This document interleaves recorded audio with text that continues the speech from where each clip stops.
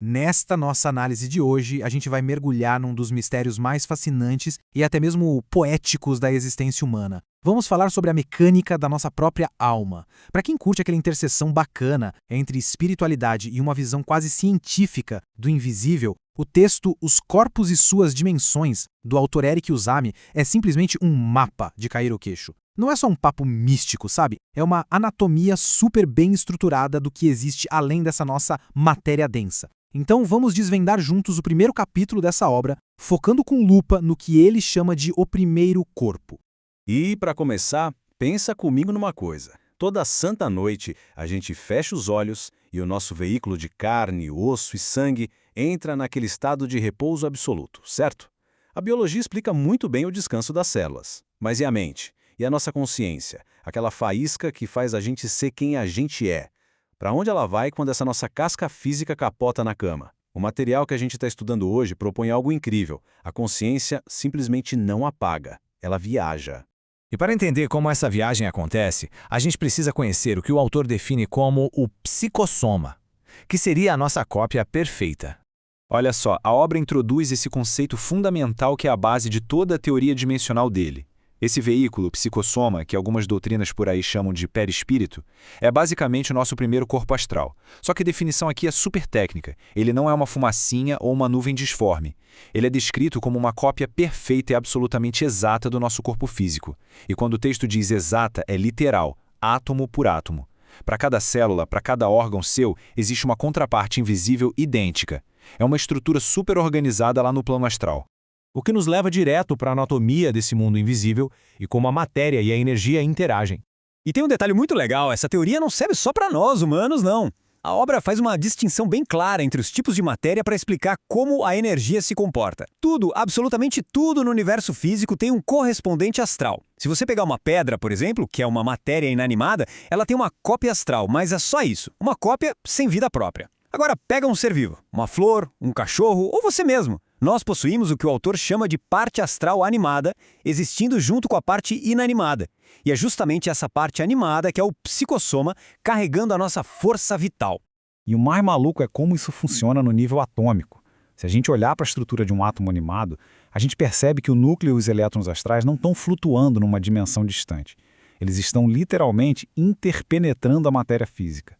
A parte animada preenche o espaço interatômico.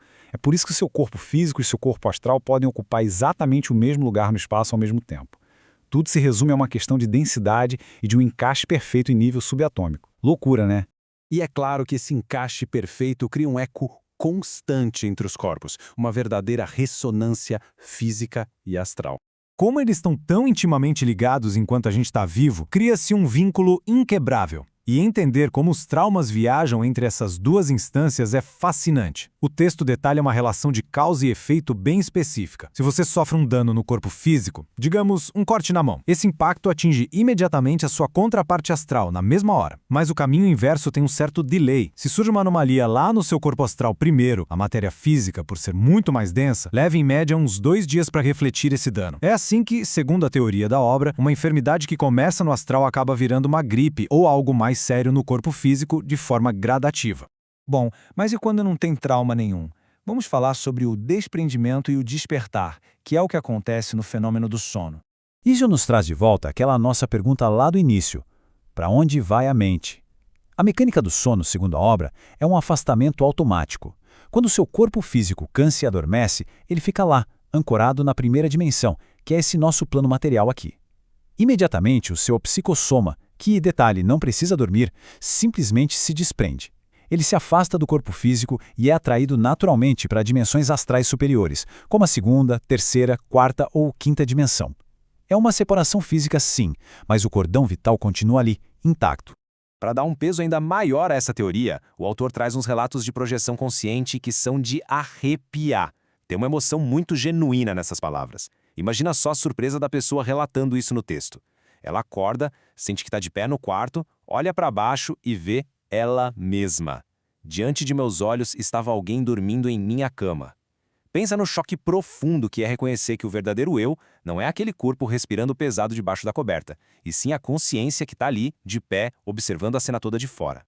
E o relato continua mostrando o quão real é isso tudo. A pessoa chega a se aproximar e toca no próprio braço inerte. A explicação para isso é que o psicossoma não é uma invenção da nossa cabeça. Ele tem estrutura, tem densidade astral e possui um campo magnético idêntico ao do nosso corpo físico. Ele consegue simular até mesmo a textura e a temperatura da matéria que a gente está acostumado. E aqui a gente bate num pilar fortíssimo desse estudo. Quando o psicossoma se solta, seja dormindo ou até mesmo no fim da vida física, a nossa essência não se perde. A sua consciência continua lá, firme e forte, praticamente inalterada. Sabe aquela cultura que você adquiriu, as suas piadas, a sua ética e principalmente a sua memória?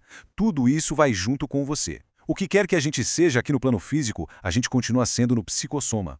A gente não está trancado dentro do crânio físico, entende?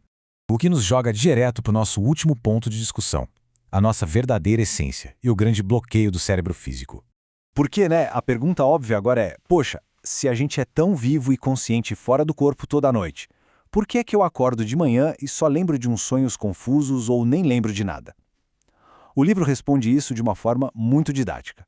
O processo de transferência de consciência é basicamente uma via de mão única.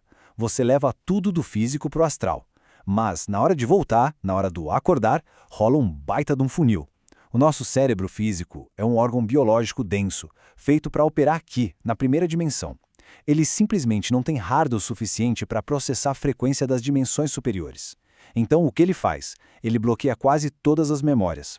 E aquelas poucas vivências superlúcidas que sobram, ele tenta traduzir de um jeito meio desajeitado, filtrando tudo e transformando nos nossos velhos conhecidos, sonhos ilógicos e fantasias.